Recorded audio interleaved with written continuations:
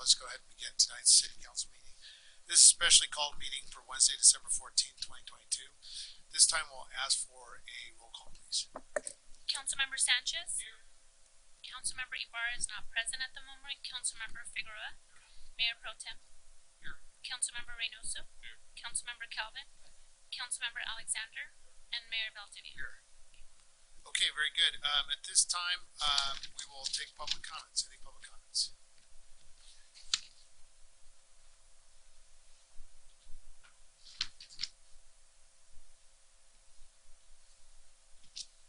Okay, Paula Plunk, Ms. Plunk, followed by Treasurer Ortiz.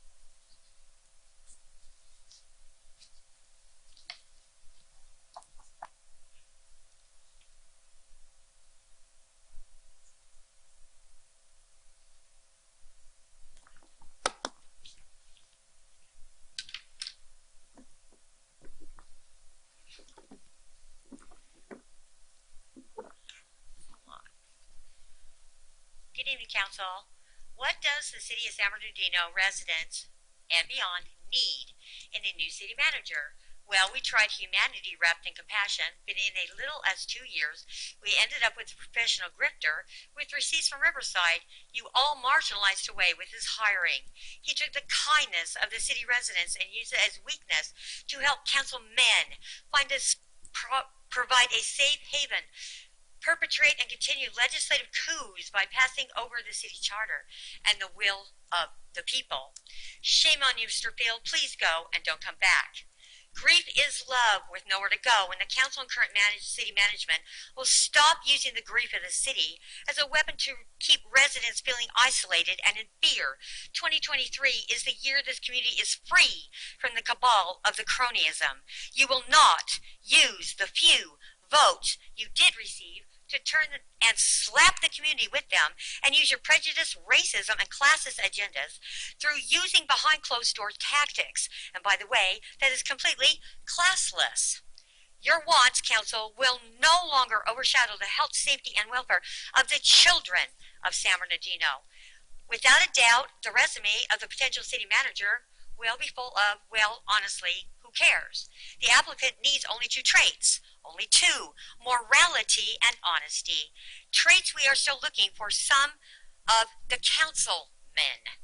Once chosen, it will be on this council, not residents, that will bear the burden of failure or success of the city manager. The city manager will stay on the course by using the city charter in a moral and honest way, and will provide the needs of we the people over the selfish wants of this council. We the people don't have to seek compromise, because there is no middle ground between you being an arsonist and a firefighter. We are not going anywhere. We are moving this city forward and refuse to be gaslighted in the process by selfish and unappreciative council members. San Bernardino residents staying silent and failing to rock this boat of moving forward during this war between good and evil on this council and city management might make your life easier, but not for your children, because as of tonight, they don't care. Stay strong, San Bernardino, and council, choose wisely. Thank you.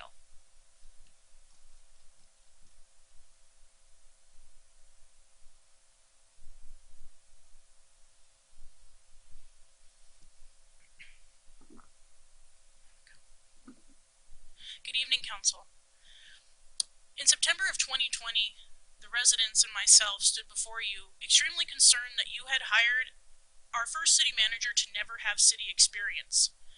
While he had had 28 years in economic development at the county level, he had never worked at the municipal level. He disregarded our concerns. In 2021, we were concerned about the placement of the newly appointed HR director, Eddie, as the assistant city manager. Because, again, another person who didn't meet the qualifications to help manage the city. Now, Miss Eddie, she's awesome. She's super sweet. She's very nice. And that's a great attribute to have. But in city management, when charged with governing a $140 million budget and overseeing the livelihoods of 223,000 residents, qualifications matter. The cronyism, the placing people who will say yes rather than tell you no when something's wrong, that's what matters. matters. There is a reason why city managers up and down the state of California are being recruited. Throughout the nation, they're being picked up and risen for those who can drive results. The city deserves someone who knows what they're doing. There is a reason why this is now going to be our 11th and 12th pick in the 10 years that I have lived in this city. Because there is something wrong. There is something wrong in the mechanism, whether it's strong mayor, city council, manager. It is because we do not function as a governing body to keep someone here. Why? Because they fail at their qualifications, because we're failing in the qualifications of the council. Whatever that is, going forward, you all have an opportunity here. You have an opportunity to recruit an interim that can keep this city afloat, because the public records show that our current assistant city manager has not been a part of the daily routine activities, so much so an administrative services department had to be created to oversee other entities. We know that going forward, a new city manager will be able to uphold the downtown Carousel Mall project, will be able to see forward with our housing component, with the new playbook that's coming forward. That's all going to take someone who knows what they're doing. You cannot learn this job in a training capacity. That's why it takes 10 years of experience, a bachelor's degree, master's preferred, to have other well-rounded idea of municipal governance. Please, leave your friends at home this time. Leave the buddies that you think would be cool to hang out with, because this really matters today. And your names now are going to be on the next person that sits right there in that chair. Thank you.